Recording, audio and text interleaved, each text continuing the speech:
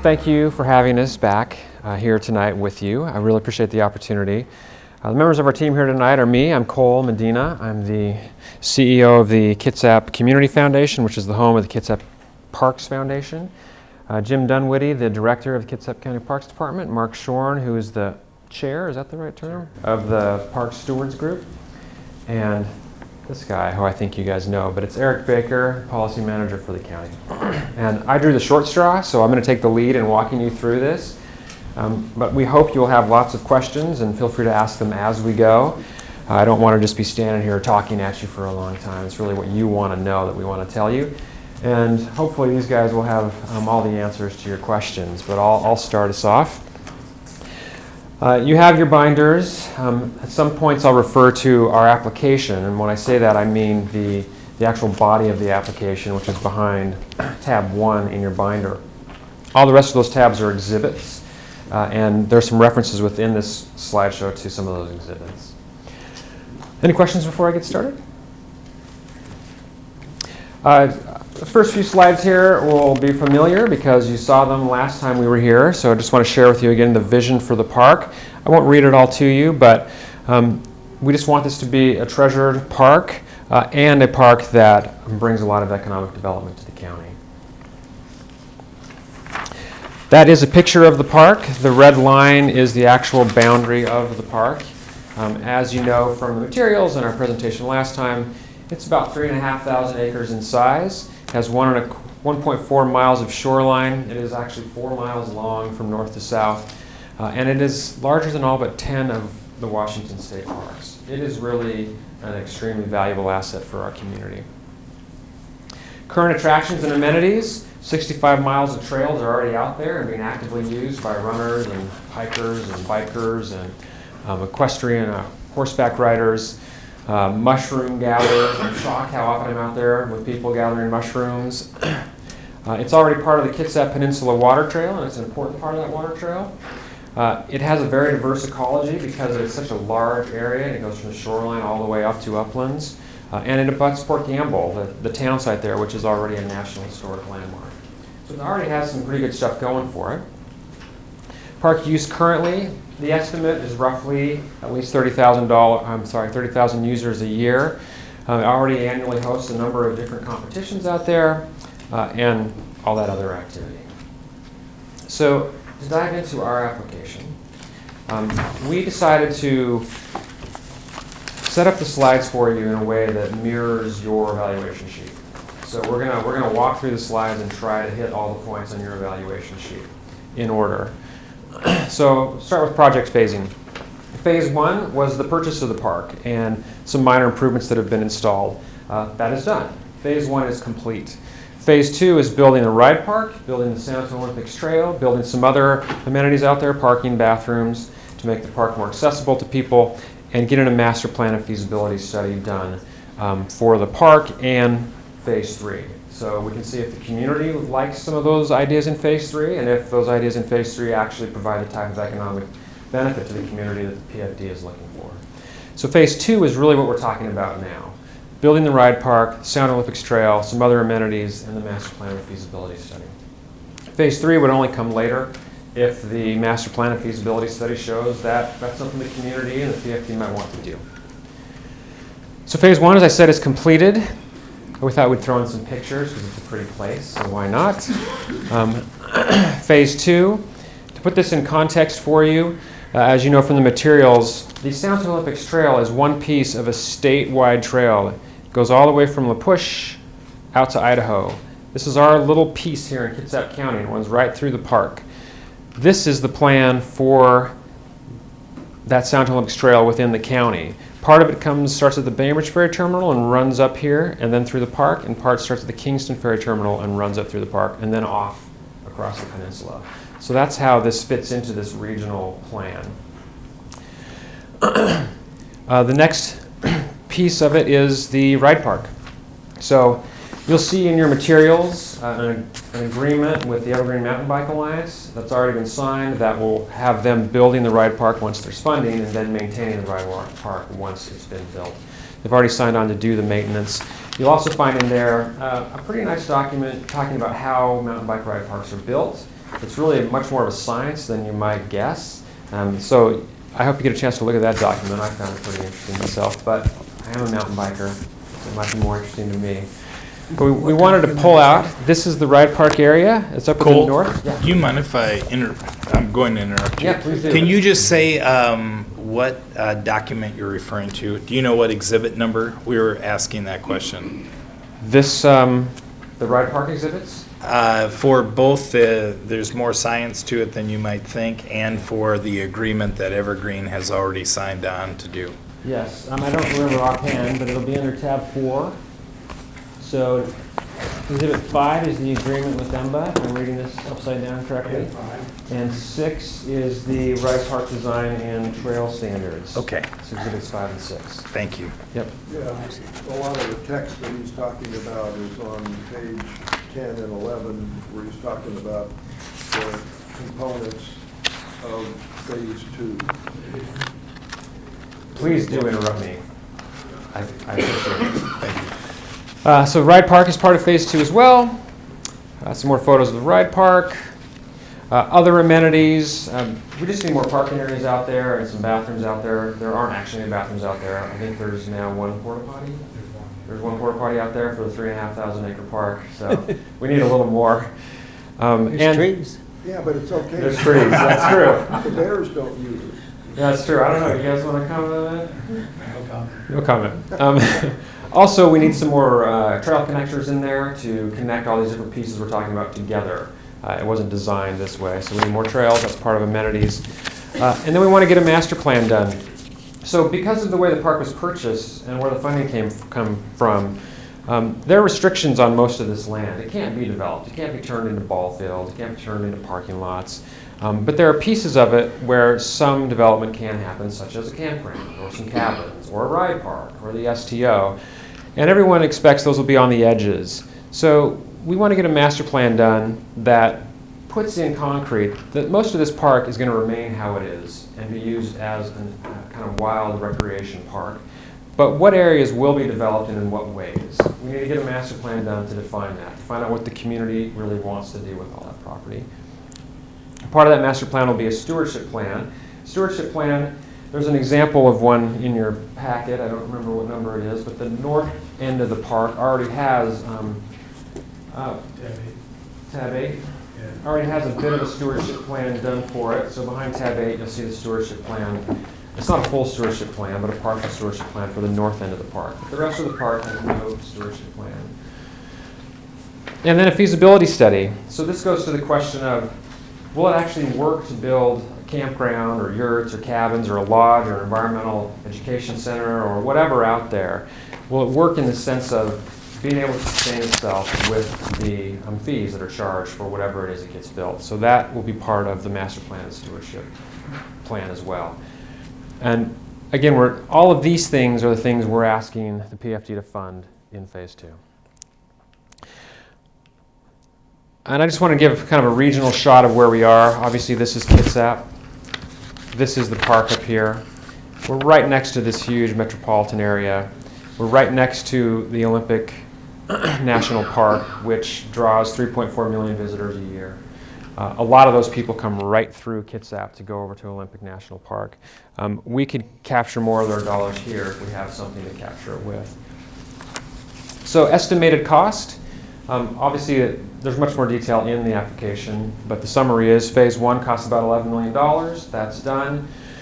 Phase 2 is about $15.5 million. Phase 3 is, we don't really know, because we're not sure what phase 3 is going to be yet. There are some rough estimates in there for the different scenarios that are being contemplated for phase 3.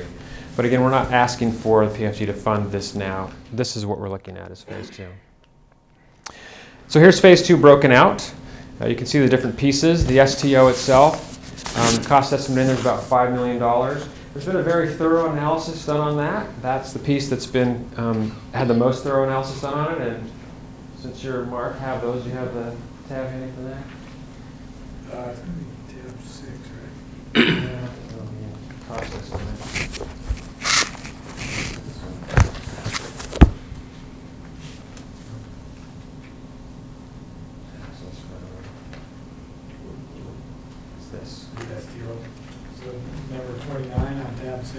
Okay. So I think it's tab 29. It's a really long document.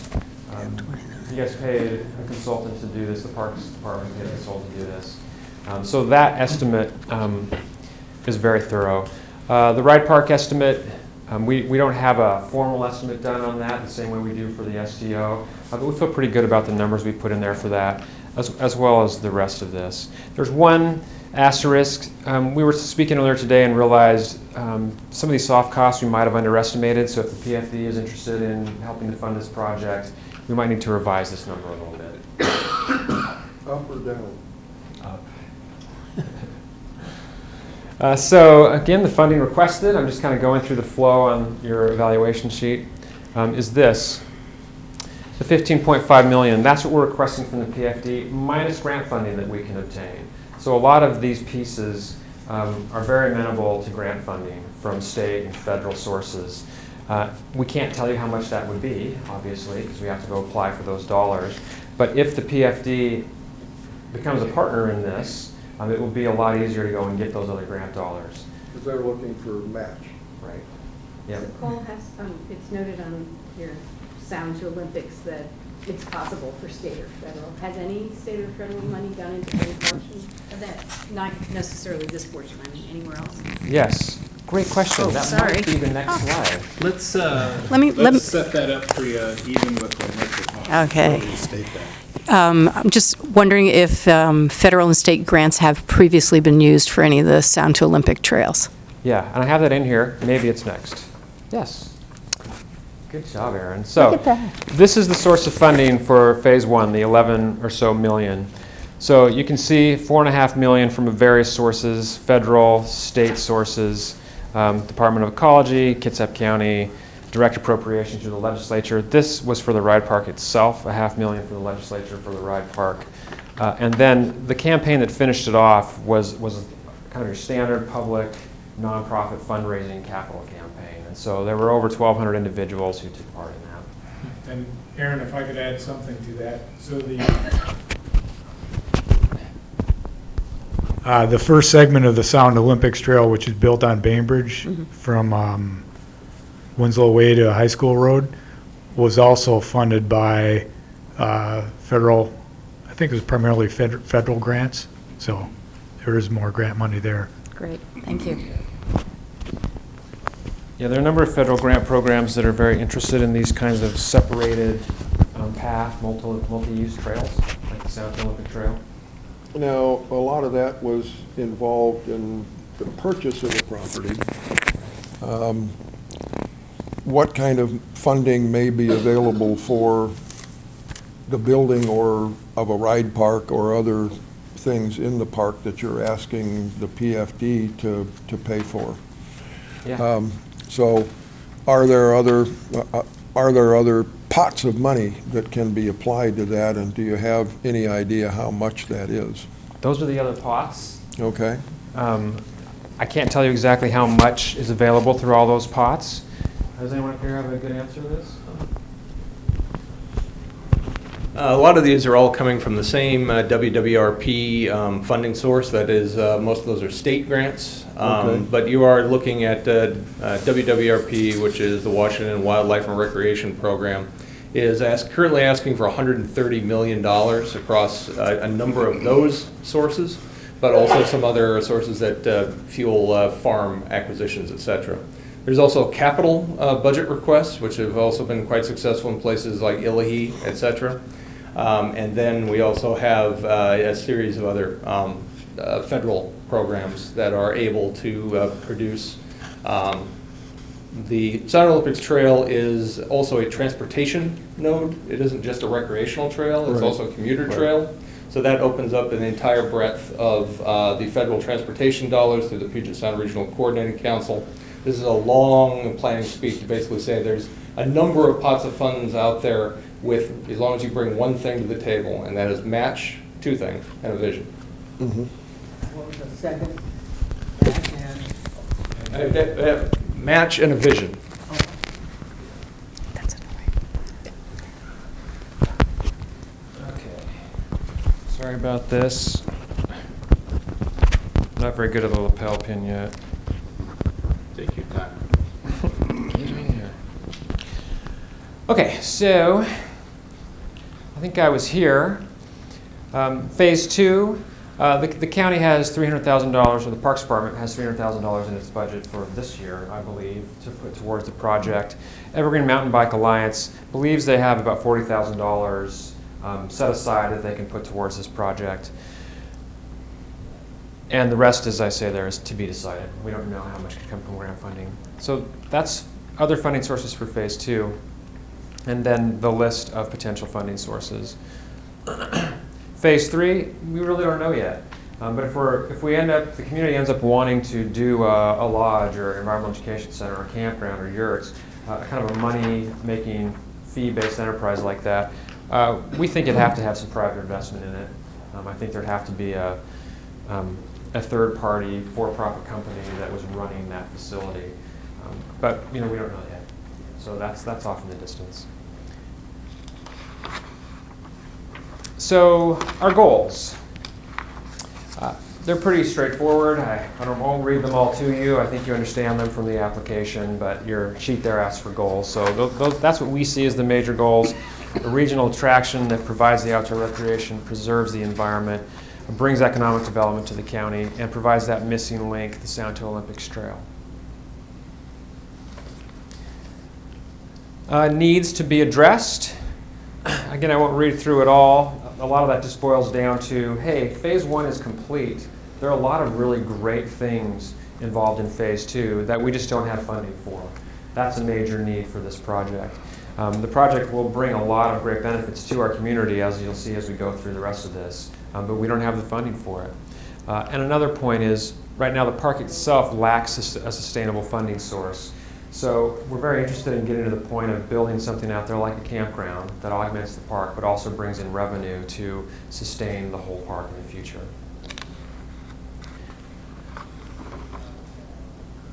One of the many volunteer parties out there. I didn't see you in that photo, Mark. Maybe you're in there.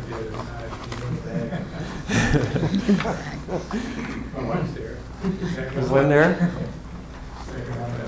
Over there, right?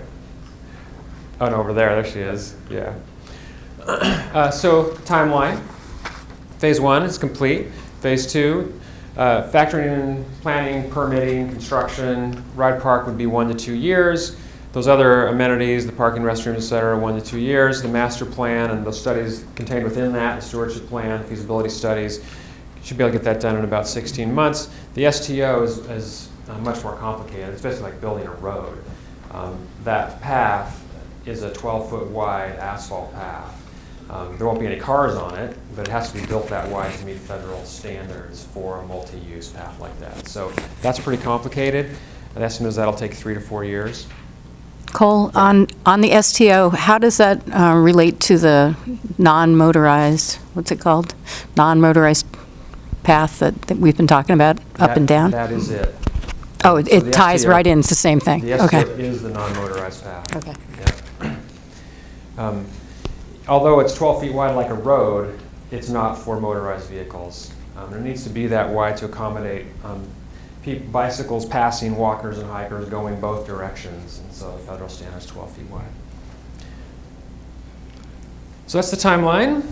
So now into the economic benefits. What we're missing on this project is a deep study of what the economic benefits of this project are. And that seems to be true for most outdoor recreation and tourism around the country.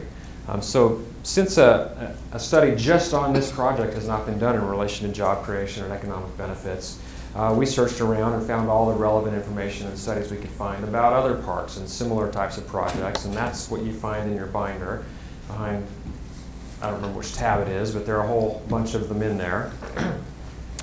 And I'm just going to pull out in these slides bits and pieces from all of those studies that are in there. So I don't know if I was successful in all of these, to tell you which exhibit we're talking about so you can easily find that, cross-reference it. So speaking about job creation, in the first instance, of course, is just spending the money. If the PFD invests this money in this project, the spending of that money will create some jobs. We found this interesting, a study by that long organization that I won't say to you, AASHTO, found that transportation enhancements, trails, walking, biking projects create 17 jobs per 1 million spent, more than any other type of project, which I found interesting. This study, which is in your binder, tells us that Kitsap County is already home to a whole lot of outdoor recreation jobs. Exhibit 21 isn't in the book. Right. When you were out, I handed out Exhibit 21. That was it. Yeah. Great. Yep. So this is from the RCO Earth Economics Study in 2015. Kitsap County, in terms of jobs related to outdoor recreation, has the 4th highest number of jobs in the state. So this area already attracts a lot of outdoor recreation. You asked for public benefit. Sorry, there are a lot of words on there, but you have the slides in front of you. A lot of the benefit of this project is beyond the economics. It's about community, it's about health, physical and emotional health, quality of life, just outdoor active recreation, instilling a conservation ethic in especially kids, if we get kids out there, conservation education out there, and wildlife and habitat enhancement and restoration. There's a huge value inherent in that park just in being there and protecting the water and the air and the other environmental values. So since you asked about public benefit, we put all that in there. Back to economic benefits. Patty Graf-Hoke, who didn't see her walk in. This is a quote from her. It's somewhere in there. I didn't put the exhibit. You'll have that quote. But she's just making the point that one of the things that makes Kitsap really special is its environment. That is part of what defines Kitsap for what it is, and part of why there are so many tourism, outdoor recreation, tourism jobs already here. And the point here is that is our comparative advantage, Kitsap County. When we look at King County and Pierce County and compare it to us, our advantage is we have this amazing outdoor recreation and environment that can attract people from all those other counties to come here. We've already built a lot of that up, and the more we build it up, such as through this amazing project, the more that growth will become exponential, because it just becomes more and more of a destination for this type of tourism for people. Some more data from the Earth Economics Study. You can see the total dollar amounts. So total expenditures on outdoor recreation this is 2015 in Kitsap was nearly $700 million. The total economic contribution of that recreation was $467 million, 8th highest county in the state. We already did the employment numbers. That contributed $37.5 million to state and local taxes, 11th highest county in the state. Now, that's not telling you exactly what level of economic benefit this project will have, because again, we haven't studied that. But for me, the point is what I was just saying. We're already in an area where people come for this and come to spend their tourism dollars, so we need to build on that. A couple quotes that I thought were interesting. The recreation market is one of the largest markets in the state for moving income from urban to rural areas and building jobs in rural areas. The study found that of all the different types of outdoor recreation activities, the 3 activities that generated the most economic impact were wildlife viewing, photography and watching, motorized boating, and bicycle riding. So 2 of those top 3 economic benefit generating activities will be featured in this park. Some other benefits. The park will be available for public use 365 days a year, 24 hours a day. It's always open for the public all the time for free. The park will never become outdated, torn down, or obsolete. Should the economy suffer a turn down, it'll always be there providing these benefits. And at this point, in addition to avoiding virtually all the risk for the public facilities district, all the economic benefits and profits will accrue directly to local hoteliers and businesses here.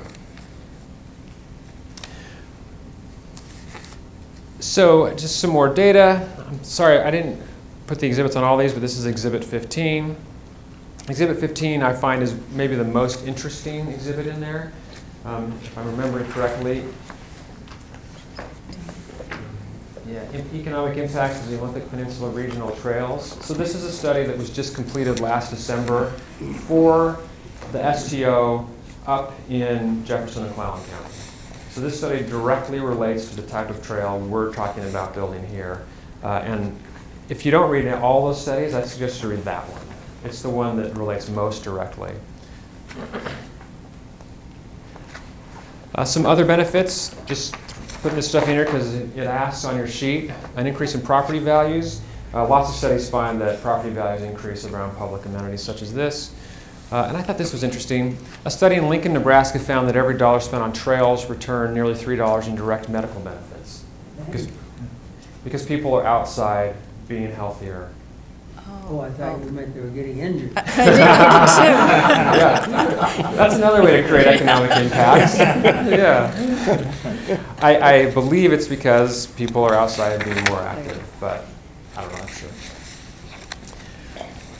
Okay, so this is what I think is to be the more interesting part. So economic development through tourism, just in general.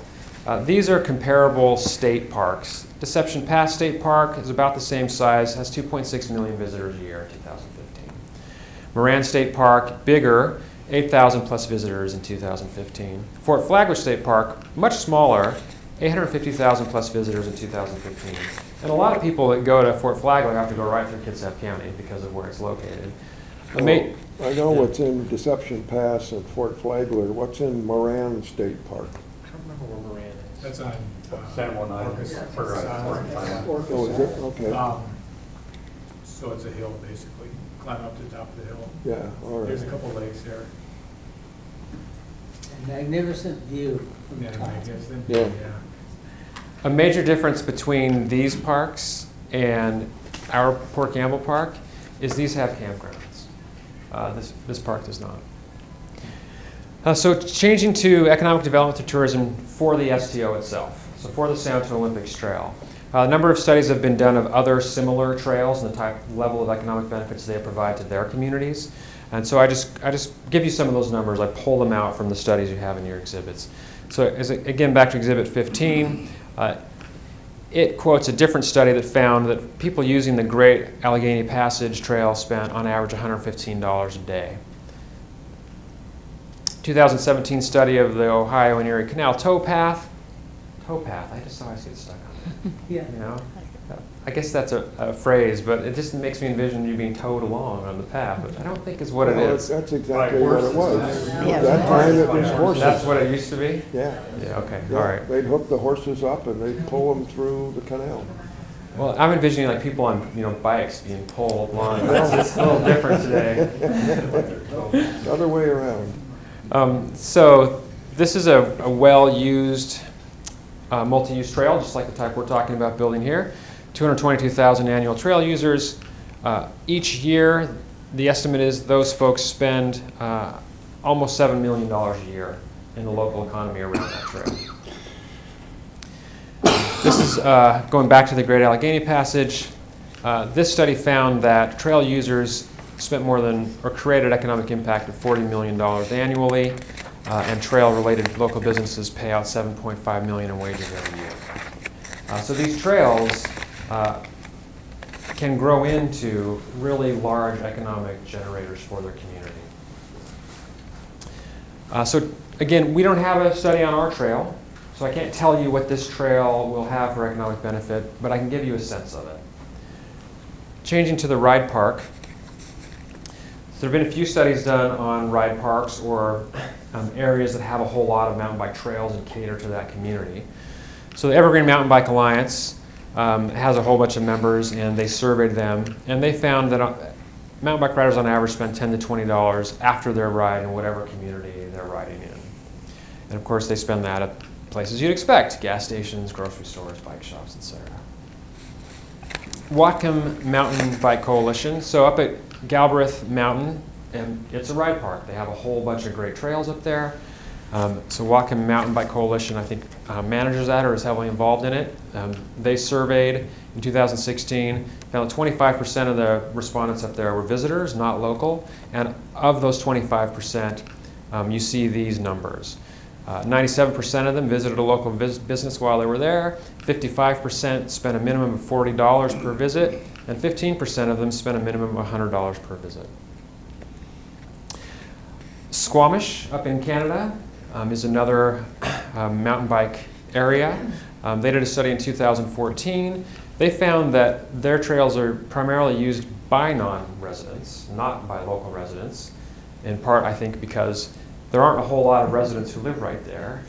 And the trails are really great trails, so they attract a lot of people who come there to use them. You can see overnight visitors reported spending $215 per person per trip, day visitors $37 per person.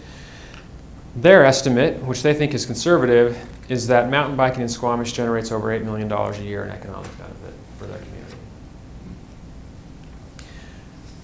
Duthie Hill Ride Park, which is over near Sammamish. It's the only other ride park of the size and scale we're talking about here in the Puget Sound. And in fact, we're talking about will be bigger than Duthie. In their first year of operation, generated or had 75,000 visitors. They have not taken more counts since then, so they know the usage has increased, but they don't know exactly what it is. So let's just do some illustrations. Again, we haven't done an economics study of the ride park, so I can't tell you what that would look like, but we can do some illustrations. So let's assume 100,000 visitors a year for our Port Gamble Ride Park, which will actually be bigger than the Duthie Hill Ride Park, have better amenities, more amenities. And let's run it through, let's run that number, 100,000 visitors, through the numbers we just saw from those other 3 studies. So if we use the Evergreen Mountain Bike Alliance survey results, that survey found that 7% of mountain bike users spent, it was $0 to $10, so I took the middle range, $5 after every trip. 69% spent, again, it was 10 to 20, I took $15. $15, 24% spent $80 or more. So if you take our 100,000 visitors and assume that they're all spending this much money, that's total annual spending of nearly $3 million. And if you run that, if you apply a multiplier to that, so this is just direct spending, just buying stuff at the store. But if you run that through a multiplier that accounts for indirect spending and induced spending, which is explained really, really well in Exhibit 15, what indirect and induced spending is. If you run it through the multiplier they use up in Jefferson and Clallam County, which is 0.67, that's nearly $5 million a year in spending in our community.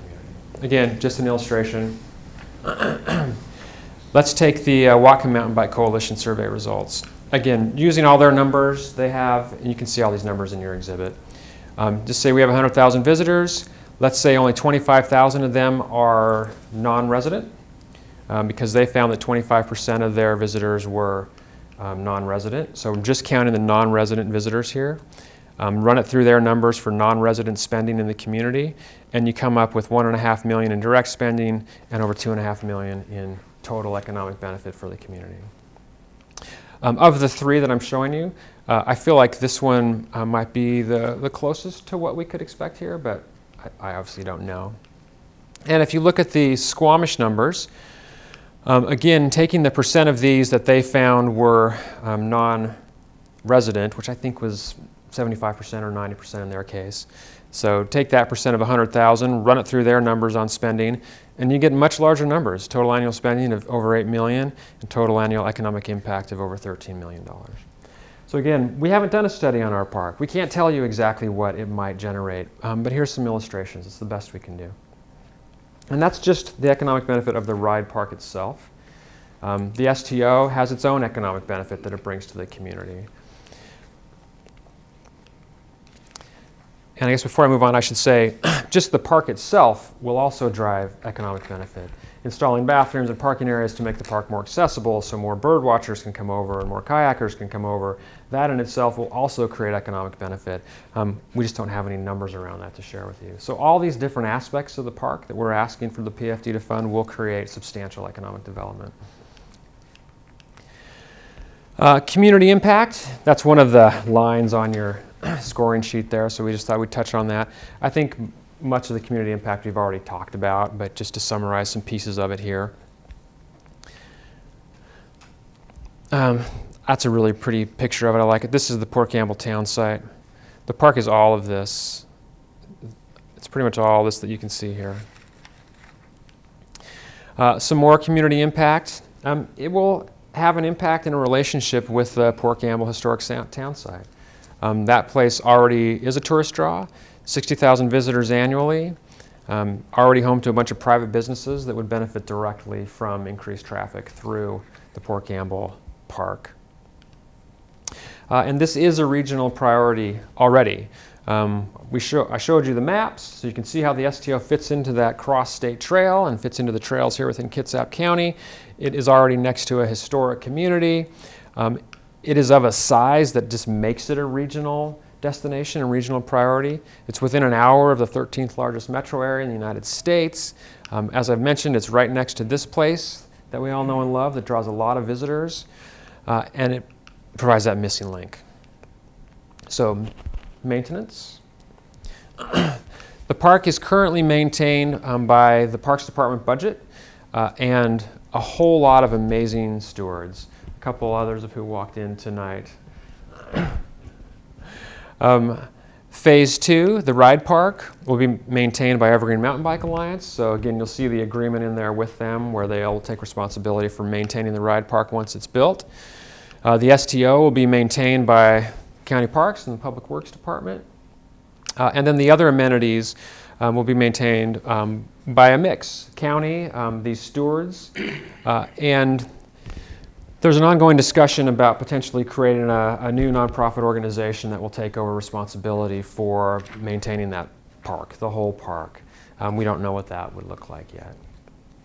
And phase 3, we don't know yet. I just added this. You'll see, I mentioned this in page 21 of the application, and I didn't give you the exhibit here, but page 21 of the application gives you the exhibit. There's an interesting study from 2005 that was done for the State Parks Department to look at whether building some more yurts and cabins in various state parks would be financially sustainable. Would it actually pay for itself and generate money for the Parks Department? And the answer was yes, that new cabins and yurts would generate a net income each year and be achieving a 5.2 to 6.4% annual return on investment. So it's possible. Again, this isn't about our park, but it's possible that building a campground or something like that here could also generate a net return, and all that profit could be rolled into sustaining the park. But again, we don't know that. That was the presentation. I did mainly just stand here and yammer. Do you guys want to add anything? Yeah, just a caveat. So just this weekend, I met with a friend of mine who just became the chairperson of the Outer Bike Festival, and that is 1,000 participants. They each pay $250 to be part of it. So they're high-end users. And it also includes all the major bike manufacturers. And he said that they will bring an outer bike event to the Port Gamble block when we get the ride park built. So they're looking for a West Coast location, and he said we fit the bill the best. So there's another economic impact that is very doable and within a couple years if we get the ride park built. That's Otter Park? Outer bike. Or, okay. Yeah. Outer, like outer limits? Like outer limits. But, and right now they're in Moab, Arkansas, and I think Crescent Beach are the 3 places they exist. And need a ride. Yeah. You need a ride park, yeah. You guys want anything? Sorry, I shouldn't have put this back on. Tell me something. I also wanted to highlight, when we talk about mountain biking parks, these really are multi-use facilities where there's a lot of places to ride bikes. But this is a place where families of multiple ages and skill levels can all come to one location. So even folks who aren't coming from halfway across the country, they can come, and their small children can operate in one part of the park. Their teenagers can get a more adventurous part of the park, and the parents can enjoy the remainder of it. Those are the types of facilities that have been highlighted here. They are not located in many places of the state of Washington and really are a substantial increase in the number of visitors and the amount of money that is spent in these facilities. As was indicated, our information is not based, unfortunately, on our park, but we have provided a wealth of information to show exactly how parks of similar sizes and amenities are reaping large benefits to their communities, both economically and recreationally. I have some questions. Yeah. I didn't pull this off the maps well, so how many parking areas are you looking at? And then is it the restroom at each parking area, or how's that break down? I think we were looking at 3 parking areas and restrooms at each one of those parking areas. Wait, not done. No, actually, I think it would be 4, I'm sorry. I think, so the ride park itself will have its own parking area and restrooms, and then 3 other parking areas and restrooms. On the trail.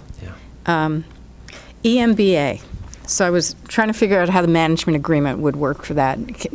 The EMBA, is that a for-profit alliance? Is that a nonprofit? It's a nonprofit. Is it volunteer, or is it an actual paid organization? No, they have staff. Okay. I don't know And- how many staff. I think they have 5 paid. Okay. And that would cover, to pick up on here too, they wouldn't be looking at expanding their staff to cover this park over here. They could don't do know. both at once, really. Yeah.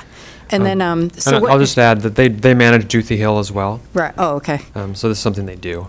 So I see that they would be putting the events together for the ride park, and their fees would then be what's generated for them to maintain the ride park, right? That's true, yes. So if they booked events out there, it's not that they would necessarily make the events, but if they booked events out Yeah. there, then they could charge fees for those events and use that to help maintain the park. So, Did I say that right? okay. And of course, being numbers person, what happens if the fees don't cover their costs to maintain the ride park to the standards you want? Jim negotiated the agreement with them. Did you have that conversation? I don't think there was any concern that they needed to meet their operating or maintenance costs. Am I correct there, Mark? That's correct, Yeah, Thought- so no problem. there wasn't a concern that Okay. they needed to pay all their bills. And then there was a comment on, I think in that same area, talking about a potential for an independent tax district. Right. And how big, I mean, who would be taxed? Is that just everybody in Kitsap County, or how? Yeah, we haven't had any discussions about that. I don't remember where that came out of. Do you want to add anything about that? You got it out of the material. Yeah, it's. We're always looking at alternate funding for parks, and the Parks Advisory Board has talked about some sort of park district. Most of this property here falls within the Kingston Metropolitan Park District. Oh. Oh, really? Yes. No. No? Well, No, it cuts off. cuts right off, okay, excuse me, all right, but we have been looking at it, but we're probably talking maybe 4 or 5 years of really getting a movement together for that park district. And just the strategy is similar to what you'd find in the Kingston Park District, that actually they've raised these funds for a single facility, which is their, the Village Green Community Center. So there is a local model for how this could occur. The question would be exactly how big would the area be? Some metropolitan park districts are allowed to overlap with one another. It is not necessarily ideal, but it is an option that can move forward to provide greater funding for the recreational benefits as the ride park moves from, I think, what we have kind of planned today to potentially, with greater investment, a much larger, much more robust facility. On the connector trails, I saw it was estimated for about $1 million. That would bring the trails into the STO, right? Yeah, part of the point of that is to connect the trails better to the STO and to connect the trails better to the ride park. Right now, the trails don't connect really to the ride park. And, I mean, you helped design the trail plan, right? Do you want to say anything more about that? So the history of those trails have been a bunch of rogue trail builders building trails on logging property, and they didn't necessarily have a common thread to them. So the stewardship committee has come up with a trail plan to basically make sense of all those random trails into a large connected trail system. So that would be what this funding is for, or that was mentioned. Okay. So, and they don't have to meet the same standards as the STO. They 12 No. foot with the No, asphalt. those and will yeah. just be your small dirt path Got trails. it. Okay. There's no standard that really applies to those trails, Yeah. I believe.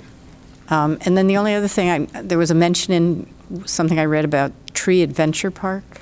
Oh, yes. We haven't talked about that. We haven't talked about, tell me about the Tree Adventure about Park. the Tree Adventure Park. Mark, you know more about that idea. Right now, I think it's more of a vision, but tell us about it. So my wife would actually be better at this. But the Tree Adventure Park is a series of obstacles through the trees. Some of them are zip lines, some of them are ladders that you're walking across, and it goes from tree to tree. And they exist throughout the country, and they would be a fee-based revenue for the park. It would be run by a franchisee that would run it and operate it, and then they would be responsible for paying a certain percentage of the revenues to the county. So they're actually quite a bit of fun, and we did envision that being right kind of intertwined in the ride park area. So it'd be in that same area, it wouldn't be in another part of the park. And that was phase 3, looking at that, right? Yeah, I think it would have to be, Yeah. because it hasn't been sketched out enough to be part of Phase 2.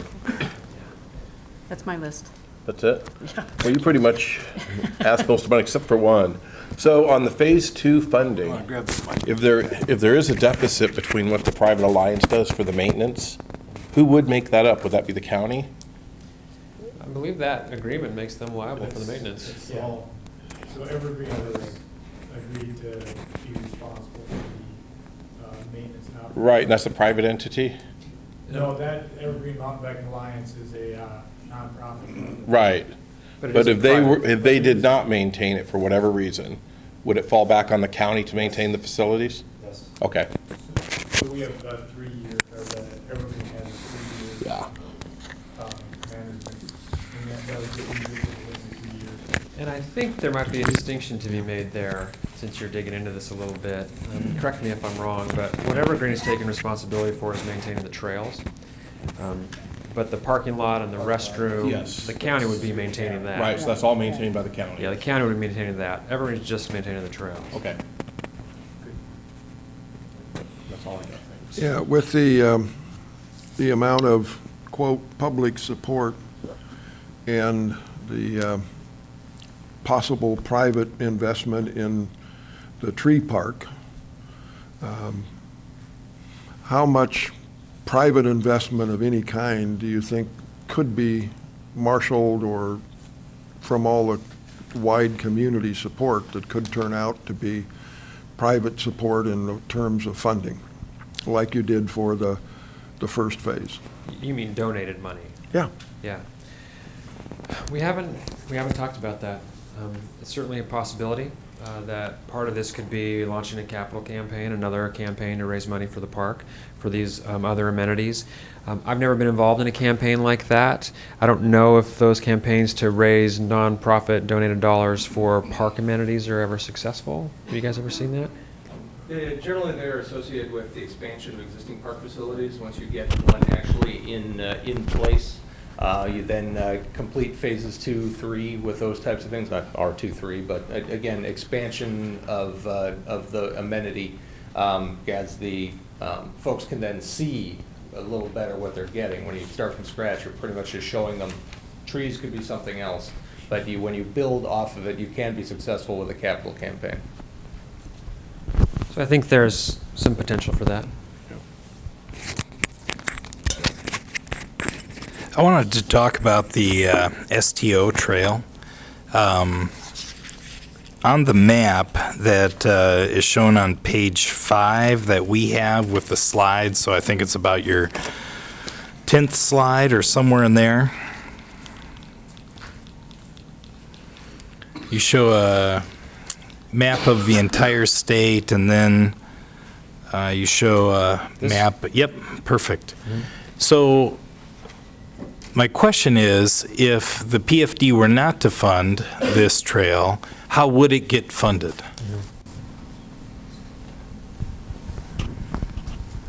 As again, like I mentioned, this isn't just a recreational trail. This is a part of the non-motorized transportation system.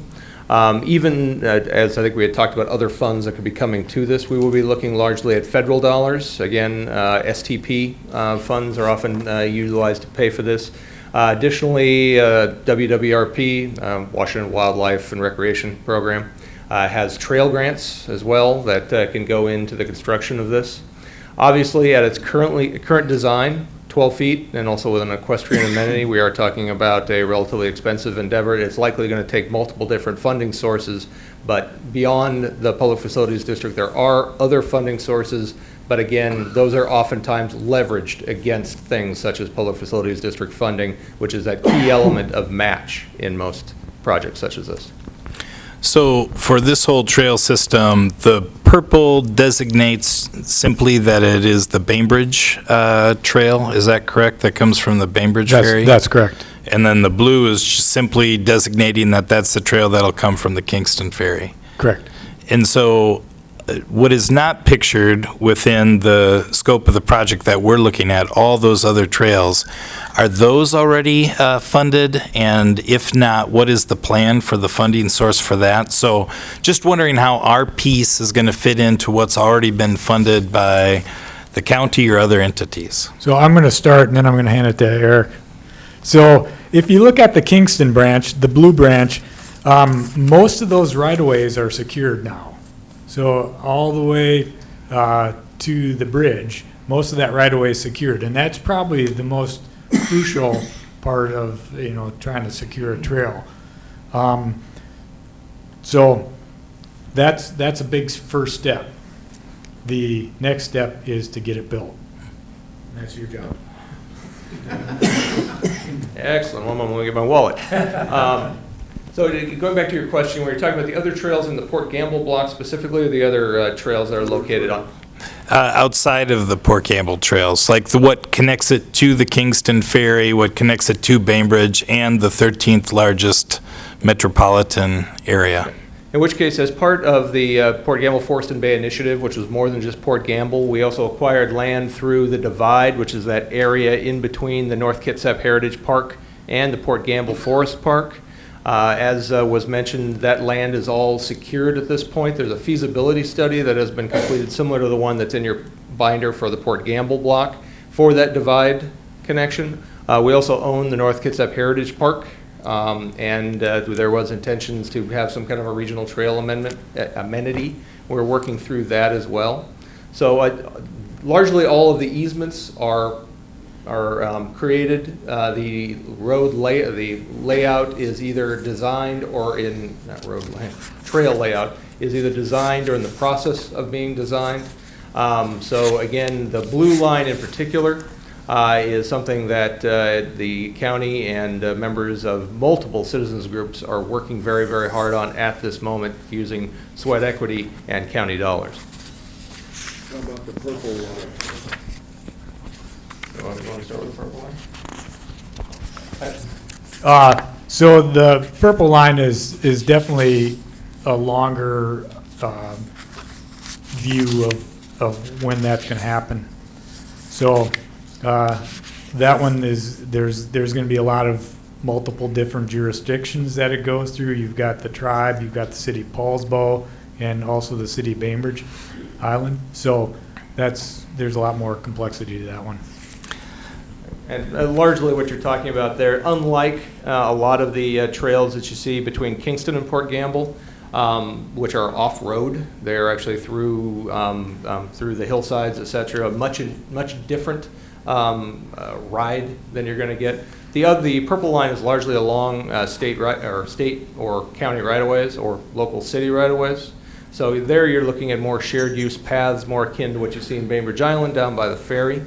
But because it is a component of the right-of-way system, it brings with it its own complications. Right now, I would say what our near-term focus would be that Kingston to Hood Canal Bridge connection via the multiple funding sources that we're currently seeking. So follow-up then, and you've addressed that there's a question mark with this, but the timeline in our packet said 3 to 4 years for our portion of the trail within this park. If you're looking at either the Kingston line or the Bainbridge line, what would a timeline be of when we would have that exact trail that we're talking about actually built where it can go all the way across Kitsap to the Olympic Peninsula?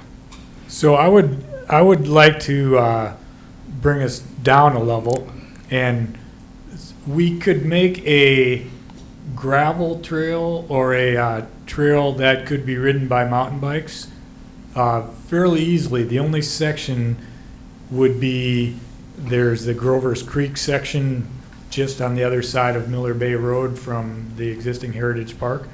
That's really the only section that we really need to do some work on, and that's going to take some board walking. That'll take some money. But so just envision this dream. So there's a walk-on ferry from downtown Seattle, which has 50,000 new units of housing being built in the past decade. Those people can jump on a bike, they can take the ferry to Kingston, they can ride to Port Gamble, and basically all on off-road. That's a pretty amazing feature to be able to offer. Right now. When we get that link done. Oh, okay. How big is the section through the Port Gamble Park? I think it's 6 miles. 6 miles? 6 miles?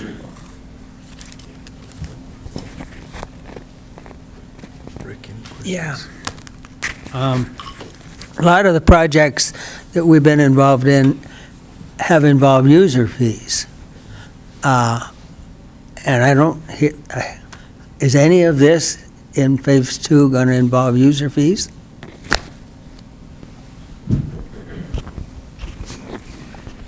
The only parts of phase 2 that will involve user fees would be events that are being hosted at the ride park.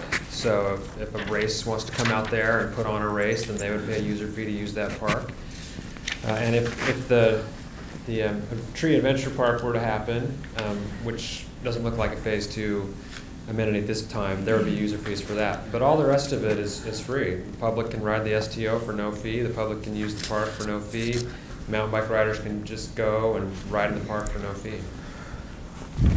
Another question then is that, is there any projects in phase 2 that would generate spending? Well, I guess you've mentioned this. A lot of them will generate spending in the area, in Kitsap County, or, okay. That's all I have. Any other questions? Can I just wrap up then? One more from me. The master plan, you have it listed at $348,000. What would be encompassed in that master plan, and would that include some of the specific economic development dollars that you would expect? That now we're looking at other examples and we're trying to extrapolate to ours, but wondering exactly what would be included in that. Yeah. I wonder if I had a slide in here with that detail. In your application, there are maybe three pages of detail about the master plan, somewhere between pages 6 and 15. So I just direct you to that. Okay. The big pieces of it would be, well, here, actually, bear with me. We did put at the end of this some slides about the master plan, so we could show you those really quick. So it would start with this planning process, vision and program statement, do a site inventory and analysis, do the market study, the visitor profile. So these would be economic feasibility studies. Come up with conceptual alternatives for the different scenarios that the public can weigh in on and decide if they like or don't like. Come up with their preferred plan, come up with the implementation plan, and then do the public outreach. So the big pieces in there, and that didn't quite hit all of them. The master planning process itself, plus the stewardship plan for the park, which is kind of a corollary to the master planning piece, plus the economic feasibility studies for the different scenarios you see in there. There's a table in there that has some different scenarios about building an environmental education center or a campground or whatever. That master plan process would include economic feasibility studies for that. Am I answering your question? Yeah, thank you. And Darren, it's in tab 1. Oh, on page I came up with one more question. So if you didn't get the entire $15.5 million, how would you prioritize what you were going to do, or would it be a no-go for phase 2? Oh, no, I don't think it'd be a no-go. We haven't had that conversation. it certainly wouldn't be a no-go. Part of the beauty of this project is that it certainly can be done in phases. The ride park and the STO are not dependent on each other. The ride park could be built without the STO and still be very beneficial to members of the community and to the economy, vice versa for the STO. If they're both built, I think they will add to each other if they're both built, but they're both independent as well. The same with the other amenities, the restrooms, the parking areas. Those will have benefit whether or not the ride park and the STO are built. And the same with the master planning process. So it could definitely be phased in over time. We haven't talked about what the priority would be. What would you guys say, ride park or STO? Right. The ride park? The ride park would definitely be the one that both provides the most clear economic development opportunities, but also the one that has the most current investment located in it and the most current set of effort. Yeah. That being said, the Sound Olympics Trail provides a clear connection to this in a way that just driving your car isn't going to provide. So as Cole very eloquently indicated, they are closely connected, though this is a scalable project where these can be handled independently. But again, really is kind of a holistic vision for the entire 3,500 acres and how that 3,500 acres interfaces with the region. Thanks. Someone had a hand over there. Do you mind if, she's part of our team. Do Yeah. you want to add something, Lynn? Please. I just wanted to add that the state of Washington, we got the $500,000 grant for the ride park specifically to acquire the land for that ride park. So I don't know, maybe that was brought up before, but the money has already gone towards that, so that would probably Right. push that up in the priorities. There's some expectation that we actually get that thing built since the state paid for it. I don't know, Don. Can we let Don speak? So one thing I'd like to speak to is we do want to give opportunity for public comment soon as we are done with this presentation, where we'd like you to put your name on a piece of paper. We have a sign up for you, and everybody will be able to come up to the microphone and state why you think this is a good plan or why it's not, whatever you would like to share. So if that could be done at that time, I think it would be better than adding it to the presentation. Should I just wrap up then? Yeah. Any more questions up here? I just want to wrap up by coming back to this list. We focused heavily in this presentation on the potential economic benefits of the ride park, which are large, and the economic benefits potential of the STO, which are large, of the park itself and just outdoor recreation in the county, which are large. That's all true. But what this project also provides is all of this other public benefit. This is truly a public facility that, as we said, can be used by the public 365 days a year, 24 hours a day, never closes, and it provides all of these other benefits. I know that's not the primary focus of the PFD, but I just want to focus on that and not lose sight of the underlying values and benefits of the park. So thank you all for letting us speak to you today. I think we're done. Thank you very much. For all of you who would like to speak to this project, Mike, where is our sign-up sheet? It's being passed around? Great. And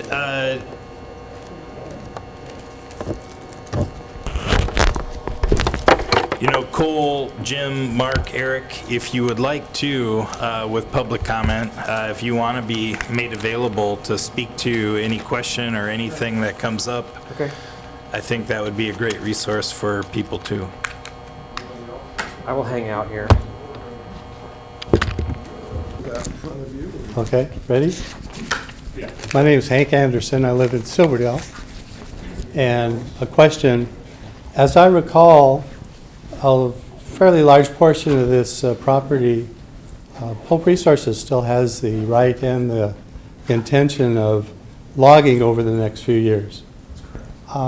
I'd like to know what the effect of such an operation by them has on your planning.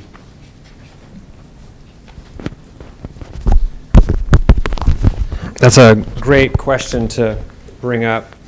It's true, in order for the purchase of this property to happen at the reasonable price of $11 million, Pope, it was purchased with Pope having the right to log it all one more time. So they have that right one more time, except for the ride park. Is that correct? And, yeah, and the 500 acres that was purchased with other money. The shoreline block. So the shoreline block, Pope doesn't reserve that right, and the ride park, Pope doesn't reserve that right. But the rest of the acres, Pope will be logging that one more time at some point over the next 30 or 40 years, or however, 25 years. I'm glad you guys are here. Yeah, over the next 25 years.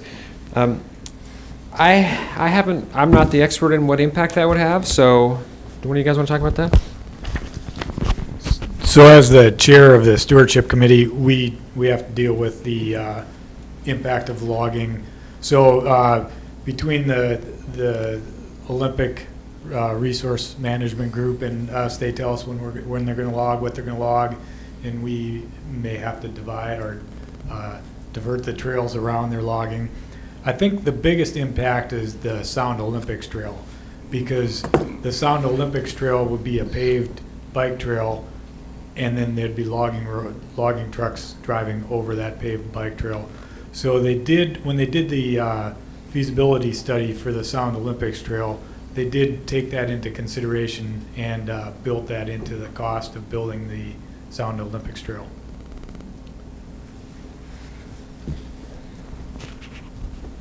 It has been carefully considered.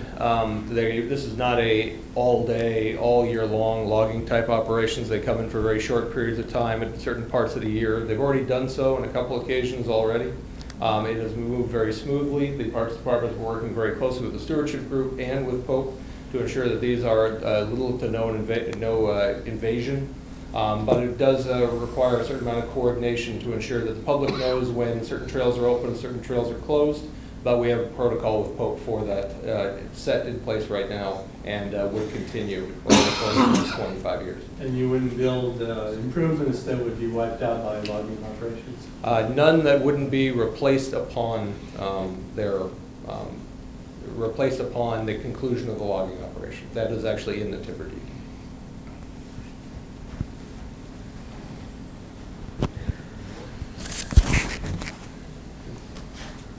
Okay. Evan, you want to come up here so that you can speak into the electronic? I'm Evan Stoll. I live in Kingston. I'm the chairman or the president of North Kitsap Trails Association. And I tell people I moved over here 20 years ago from Shoreline. And when the Forest and Bay project started to reserve land, I got involved because when I lived over there, they had an area that was set aside for a ball field. And when they went to construct it, the residents protested because it was now their area for nature. It was a field of Scotch broom, seriously. And so there is a huge desire for people to have the kind of land that we have here. If you're going to try to protect Scotch broom, you really want it. My son took up mountain biking about 2 years ago, maybe something like that. I don't know, because all I know is he came out here, and I don't see him very much. I don't know anymore whether and he lives in Olympia. I don't know whether he's coming to see me or I'm just a hotel facility for him so he can ride the trails out here. So it's really has gotten a lot of use. One of the things that is in the project is parking. And about 3 years ago, after we got the shoreline block, we instituted clearing what is now the big parking area up there. At that time, it was just a pull-out, and that slide you saw with all the garbage in it, that we cleared all that garbage out and paved it. About last month, I was there on a trail project, and when I got there before 9 in the morning, there were 20 cars there. The parking lot was full. When I left, there were 20 cars there. The parking lot was full. It just gets a huge amount of traffic there, and that's just from one parking lot. If it were one of the other parking lots down by Stottlemyre, even closer to Paulsbo, I think they'll get a lot more. Plus, they need that for the horses, people to get to ride out there. It's a big park. There's lots of trails. We instituted a process of rescue signs out there because it is so big. We've put in about 40 of them. That's 1/3 of what we need. We need 120 intersections at the current time to mark all the places. So it's big. People love it. They get out there and they ride and they walk. And so I just really encourage us to work on this. Oh, one more thing, STO. You've had a lot of costs on STO. North Kitsap Trails is committed. That's probably their main project, is getting the STO built.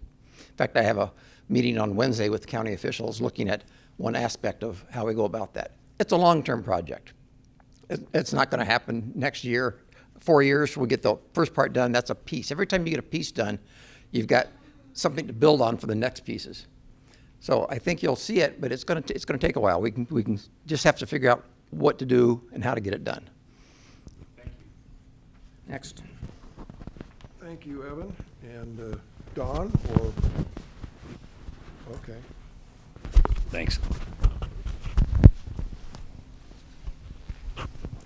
So I'm Don Willott. I'm Vice President of the North Kitsap Trails Association, among other things, and a member past chair of the Multimodal Transportation Advisory Committee for the City of Bainbridge Island. I wrote the concept for the Sound to Olympics Trail 15 years ago for the Puget Sound Regional Council. You have to have the concept be in their plans in order to get federal transportation money. I've written with the city engineering manager for the city of Bainbridge Island. We've together written $6 million in successful grants that have already built a section of trail. This year we'll build from the ferry up to that section, and we have another section that's going north from High School Road. I can tell you that momentum is very important, and so funding by the Public Facilities District is part of what you really want to have to tell the story to get the next grant and the next grant. Another thing I think to say is that we all as communities are trying to be more inclusive. We want older people, kids, and especially people with disabilities who now can't get to many outdoor recreation facilities. As soon as there is a road up to, from Port Campbell Village up to the level where the ride park and the Forest Adventure Park would be, then you're on a ridge. And if you look at the map, you see that the trail along the ridge is straight. That tells you it's pretty flat there. So especially for people using manual wheelchairs, for example, you get up there, it's common. I see this in Port Angeles, I see it in Port Townsend, I see it on the Burt Gilman Trail. Within a mile or so of where you can park a car and offload, there is very heavy use. And it's similar with families with kids. They want a place they can go that's pretty flat and safe.